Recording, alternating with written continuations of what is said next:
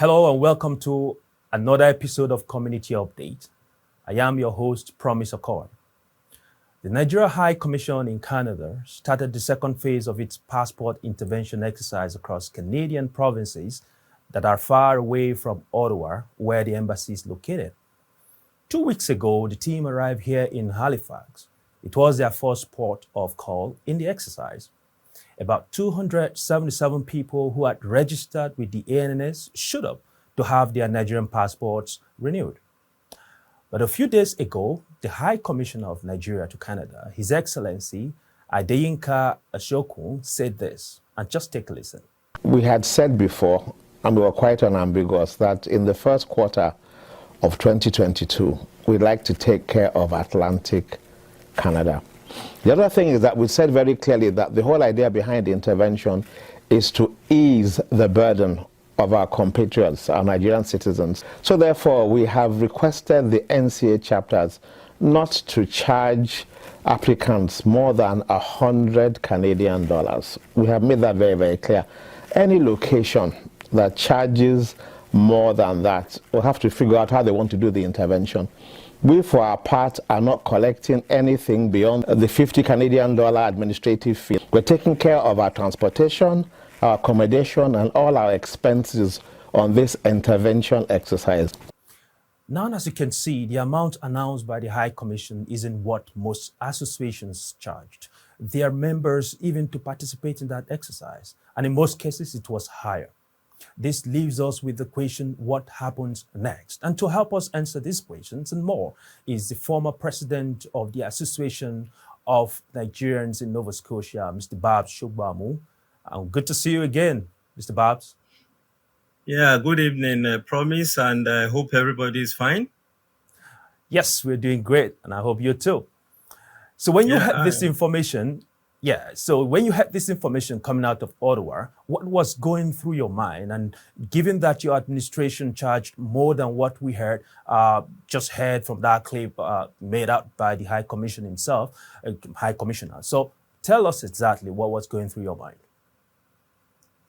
Well, Promise, I will start by appreciating each and every one of you that supported us in the exercise. But having said that, I would like to let you know that we saw that coming. The video, many of those things that go behind the scene that people don't know. We want to assure you that we are not unexpecting this video. Actually, we are being used as the template for every other association, the Nigerian Canadian associations we have all over Canada, for the $100, because that was our promise, ourselves as well as New Brunswick. We made the promise and we will eventually make sure that we'll fulfill it. So they had our backing in making the video, and we are telling all our members that we are all together in this, and at the end of the day, everybody will smile more than our expectations. So we were not expecting anything different. Thank you. Absolutely. So was there any consultation with Ottawa before the rates were fixed? And that's, I guess, what people are concerned about. Or why is it that this information is just coming out after we thought you had a successful exercise? Okay. Promise, I will assure you of one thing. Our people voted us in because they have confidence in us. And at the same time, we were positively engaging Ottawa all through. And that is why we were able to get the Ottawa team to come in ahead of the scheduled March date that their ambassador made promise of initially. It was because of our positive engagement that brought in the team in. So there were a series of meetings behind the scene. It's not all the engagement that we need to make mention to you. Now, we had 3 series of submissions to the High Commission. I will just quickly recall and bring people's mind to it. 2020, when we came in. 2021, when they promised us, but they changed their mind due to the environment of COVID. And 2022, when we finalized. So we had an agreement with them to charge the same rate. Then when we're done, we'll be able to do the needful of the reforms that is necessary to our members. Like I did mention to you, we are making history this period in ensuring that the promise we made, we are going to fulfill it more than even what our members are expecting. I'll leave it at that. A lot of people will be expecting to hear with your position there as one who was very much involved. What plans you have in place to address this particular issue, and how do you intend to dispense that refund? Promise, thank you for that. We did make a promise to the High Commission even before we start the event that we are making all arrangements possible to make sure that we make refund to our members. And like I did mention before, we are going to fulfill the promise even better than what our members are expecting. So just give us a little time and then you will see the effect. Now, how are we going to refund people's money? We have the emails, and we have an email system of making payment back to people. The same way we receive is still the same way we're going to refund back to people. Thank you. Right. So clearly, we are hopeful that the new administration will not pick up this burden that they didn't bring on themselves. So in general, how would you rate the whole exercise that took place, especially from the participatory point of view? Can you share some of the feedbacks you have received so far? Okay, let me mention about the incoming administration. This is in alignment with the incoming administration, that everything we do is to the benefit of the association. The community is bigger than anybody, any group of individuals within that community, which they are also uphold. So whatever decision we are taking is also in alignment with their expectation and with their support as well, because we are making the transition to be very transparent, as well as ensuring that all that we do is also in alignment with their programs they have for our members. And we all meet at one point, and that is making sure that our members have the best value for the money that they give out to people. I mean, we have great and wonderful people in this community. We are very great people, this particular set of generation, and I'm very proud of them all. Now, I make mention to you, the feedback we got from the exercise was overwhelming. And we got all our colleagues from everywhere. And we are most grateful to the Nigerian High Commission for making a success out of that process as well.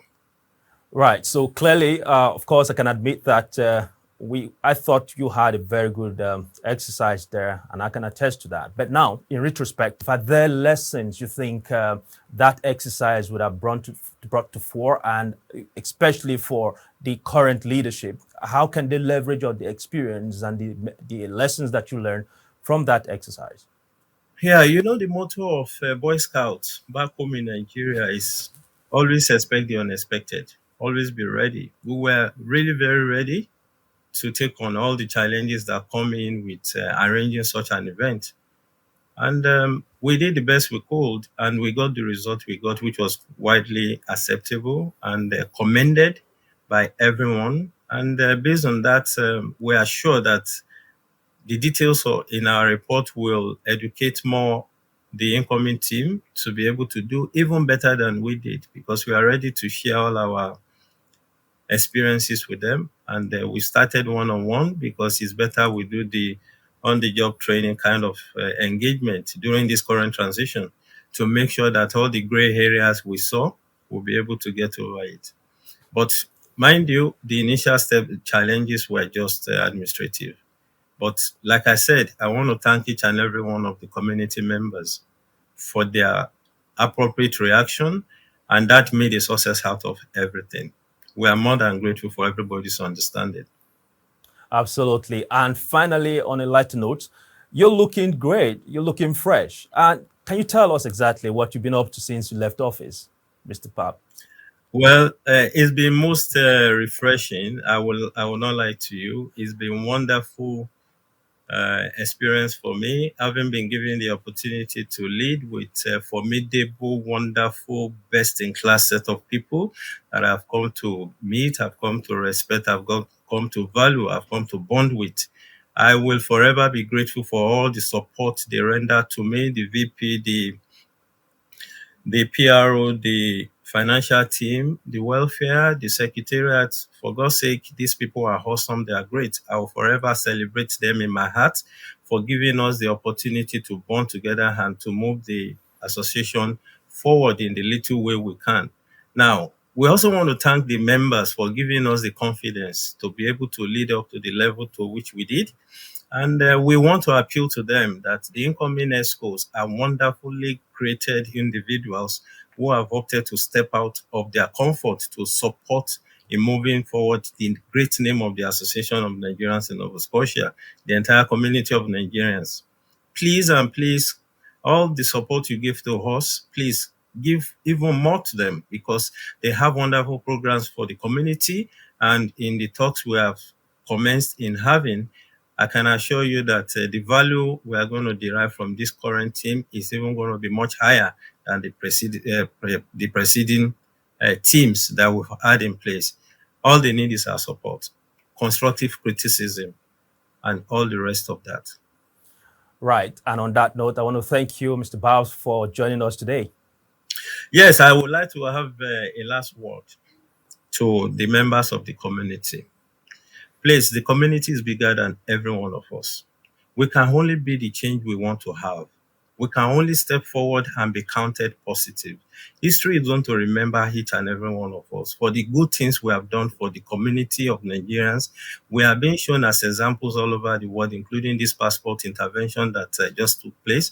We are being used as example, positive examples everywhere. Please keep the flag flying, and by the special grace of God, we are going to get more than we deserve. Keep the flag flying. And that was Babs Shugbamu, former president of the Association of Nigerians in Nova Scotia. He joins us from Halifax. Don't forget to subscribe to this channel for more community updates. I'm always yours, Promise Accord, and I'll see you soon.